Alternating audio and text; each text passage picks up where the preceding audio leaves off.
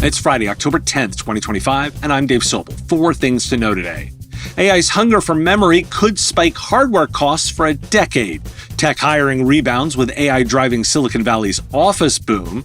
Partners reject outdated MDF as the channel shifts to outcome-based models. And Amazon's Inshittification and IPO fallout raise big questions about platform trust. This is the business of tech. AI data centers are significantly impacting the global supply of memory and storage, leading to warnings of a pricing crisis that could persist for the next decade. Nearly every analyst and memory manufacturer is alerting to impending shortages of NAND and DRAM, which are essential for solid-state drives and memory, resulting in soaring prices. For context, the price of NAND Flash has already risen by more than 100% in just 6 months, and forecasts predict that prices for DDR4 memory products could increase by up to 43% in the third quarter of 2025. This surge is driven by the extraordinary demands of artificial intelligence, with major projects such as OpenAI's Stargate initiative potentially consuming up to 40% of global DRAM output. As manufacturers focus their capital on higher-margin products, the overall supply of conventional memory and storage solutions remains tight, impacting both consumers and enterprises alike. Worldwide personal computer sales increased by 9.4% year-over-year in the third quarter, reaching 75.9 million units, according to market analysts at International Data Corporation. Jean-Philippe Bouchard, vice president at IDC, noted that while the market is strong overall, regional differences are notable, particularly as the North American market faces challenges from U.S. import tariffs and economic uncertainties. Lenovo remains the leading manufacturer, selling 19.4 million units, up 17.3% from the following year, giving it a 25.5% market share. HP follows with 15 million units sold, a 10.7% increase, while Dell sold 10.1 million units, reflecting a more modest growth of 2.6%. Apple and Asus round out the top 5, with Apple selling 6.8 million units and Asus selling 5.9 million. Why do we care? AI is eating memory, and that's bad news for your wallet. We're looking at a real hardware crisis here. NAND prices up 100% in 6 months. DDR4 set to spike 43% this quarter. Why? Because AI data centers like Stargate are hoovering up global memory. We're talking 40% of DRAM gone to one sector, and analysts are warning this could stick around for a decade. For MSPs, this is a red alert. Everything you touch, BCDR boxes, servers, storage appliances, even cloud services, is about to get pricier. Your clients won't see it coming, but you'd better. And while everyone's cheering PC sales being up 9%, don't get too excited. If your hardware pricing doesn't adjust fast, you'll get crushed between rising costs and client expectations from last year's quote. So here's what to do. Lock in pricing and delivery timelines where you can, especially on Q4 and Q1 projects. Build contingency plans for hardware sourcing. Prep your QBR decks to talk cost volatility, and watch your cloud vendors. Storage pricing hikes are coming. AI isn't just changing the software stack, it's torching the supply chain. And if you're not ahead of it, you're going to feel it fast. This episode is brought to you by ControlMap. Growing MSPs are using ControlMap to build recurring revenue by expanding their GRC services. Starting now, ControlMap is offering a free plan for MSPs looking to get started with providing compliance as a service. Create a free account and run an assessment. Track key items like policies, risks, and evidence in one place. It's a practical way to prove value to a client before deciding to expand your compliance offering. Try ControlMap for free today. Visit scalepad.com/Dave to get started. That's scalepad.com/Dave. We did get some insight into labor. The recent U.S. government shutdown has cast uncertainty over the release of tech job numbers by the Bureau of Labor Statistics.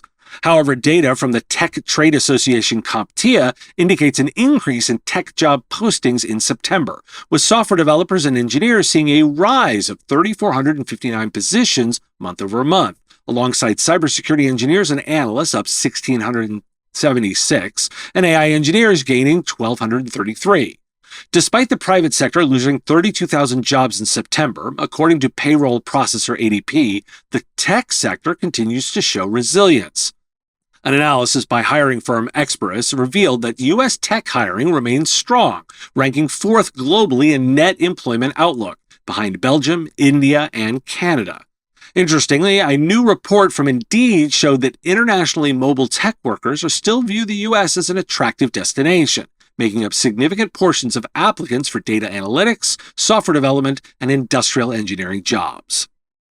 From Business Insider, artificial intelligence was expected to eliminate jobs. However, recent trends show that AI companies are hiring extensively, contributing to a resurgence in Silicon Valley's office market. According to research from commercial real estate firm Colliers, the average size of office leases in Silicon Valley has steadily increased, with AI and AI infrastructure companies accounting for 5.2 million square feet of lease transactions since 2020. In 2025 alone, these companies have already surpassed the total office space leased in all of 2024, indicating a significant recovery in the region's commercial real estate market. Their researchers noted that the hiring spree among AI firms highlights a shift in workforce dynamics, contradicting earlier predictions of massive job losses due to automation. Why do we care? So much for AI killing jobs. Turns out it's doing the opposite. Tech job postings are up in September. Software developers, security analysts, and AI engineers are all showing growth. And while the broader economy lost jobs last month, tech is still hiring. Here's the kicker. Silicon Valley's office market is booming again thanks to AI companies. They've already leased more space in 2025 than they did all of last year. That's not just a hiring spree, it's a real estate land grab. That means your clients are struggling to hire this kind of talent, your own staff might be getting poached by AI-native startups, and the AI wave isn't replacing work, it's changing it. So what should you do? Well, offer AI services. Clients need help, and fast. Retain your talent. Upskill them, pay them, and give them a path. And watch the labor market. This two-speed economy means you have to be nimble. The gold rush isn't just GPUs and models, it's people. And if you're not planning for that, well, you're already behind. A recent study by TechIsle reveals a significant shift in the perception of market development funds, or MDF, among channel partners. The research, which surveyed over 4,000 partners, indicates that traditional MDF programs are becoming obsolete, ranking a lowly 11th in importance for partners seeking vendor support. Instead, partners are prioritizing outcome-based funds, training, and solution development, reflecting a demand for smarter support rather than merely financial backing for marketing activities. The study highlights that 83% of managed service providers prioritize outcome-based funds, emphasizing the need for investments that enhance capabilities and align with customer success. This trend signifies a structural shift in vendor-partner relationships, where partners are moving away from outdated MDF models in favor of more strategic alliances focused on measurable outcomes and sustained growth. The latest report from Analysts highlights a significant shift in channel success metrics, moving away from mere transaction-focused models to a more comprehensive customer lifecycle approach. Alistair Edwards, chief analyst at Omdia, noted that while the total addressable market across Europe, the Middle East, and Africa is projected to reach approximately $1.4 trillion this year, with 75% delivered through partners, the demand for enhanced customer support is increasing. Edwards emphasized that partners must adapt to the evolving landscape, as 67% of partners in the region expect business growth this year, while many anticipate double-digit increases. He warned that firms focusing solely on traditional transactions risk falling behind, highlighting the importance of specialization, collaboration, and a forward-looking vision to thrive in the current market. Why do we care? Traditional MDF? Yeah, it's on life support. TechIsle's latest survey shows the message is blunt. MDF ranked 11th in value. It's not a dip, that's irrelevance. MSPs don't want budget for more flyers and lunch and learns. They want co-investment in outcomes, things like solution development, advanced training, and tools that actually help them deliver success to their clients. Well, at least 83% of them said that. Now stack that against Canalys' latest data. 75% going through the channel and most partners expecting double-digit growth, but only if they shift away from transactions and toward full lifecycle engagement. That's onboarding, expansion, renewal, the whole ride. So here's why we care. The rules of the game have already changed. Vendors who show up with dusty MDF programs and call it support, they're going to be tuned out. Partners want allies who bring strategic enablement, not just money with strings. What should MSPs do? Start asking better questions. Push your vendors. How does this support help me retain clients, improve outcomes, automate my delivery? If they don't have answers, maybe they're not your partner. Time to stop spending MDF on brochures and start building for the long haul. The channel's evolving. Don't get left behind. Some things to consider over the US holiday weekend. I've used the phrase Inshittification on the show, as has become an economic term. The Guardian notes how Amazon, once celebrated for its customer-centric approach, is now facing criticism for what has been termed Inshittification, a phenomenon where online platforms degrade in quality as they prioritize profits over user experience. This deterioration is characterized by tactics such as predatory pricing, hidden fees, and search manipulation, which ultimately leads to higher costs for consumers and diminished value for sellers. In the early days, Amazon invested heavily in customer satisfaction, but as it gained dominance, it shifted focus to extracting value from both users and merchants. Research indicates that businesses on Amazon face fees that consume up to 51% of their profits, pushing them to raise prices across all sales channels, thereby impacting consumers directly. The article highlights this troubling trend as a concern for the future of online commerce, where the quality and trustworthiness of services is increasingly at risk. A Columbia Law study pushes back on IPOs. A recent analysis of millions of employee reviews reveals that satisfaction among workers significantly declines after companies go public. Specifically, data from Glassdoor indicates that employee ratings drop by an average of 10% regarding perceptions of senior management and 6.6% regarding work-life balance following an initial public offering. The research, which examined 3.7 million reviews from 2008 to 2022, found that employees who were with the company before the IPO felt the impact most acutely, with management and compliance roles experiencing declines up to 2.5 times greater than average employees. Regulatory burdens, such as compliance with the Sarbanes-Oxley Act and the need for quarterly earnings reports, were identified as key factors contributing to the decline. Interestingly, companies with strong environmental, social, and governance practices did not see a severe drop in employee satisfaction, suggesting that a supportive corporate culture may mitigate some of the negative effects associated with going public. What does it take to build AI agents? VentureBeat writes how Notion has completely overhauled its technology stack to support agentic artificial intelligence at an enterprise scale, marking a shift in its productivity software. The company's latest version, released in September, emphasizes transitioning from traditional task-based workflows to goal-oriented reasoning systems that enable AI agents to autonomously select and execute tasks across connected environments. Notion is currently used by 94% of the Forbes AI 50 companies and has a total user base of 100 million, with noteworthy clients including OpenAI and Figma. According to Sarah Sachs, Notion's head of AI modeling, this new architecture allows for greater independence in AI operations, enhancing the ability to make multiple decisions within a single workflow. The shift aims to optimize user experience while ensuring that AI outputs are grounded in reliable enterprise data. And Ed Zitron says OpenAI is just another boring, desperate AI startup.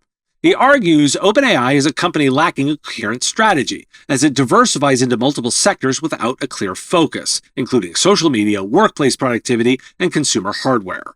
Despite having 20 million paid subscribers for its ChatGPT service, OpenAI reported significant financial losses, spending $6.7 billion in the first half of the year, which was 150% of its revenue for that period, highlighting a troubling trend in its operations.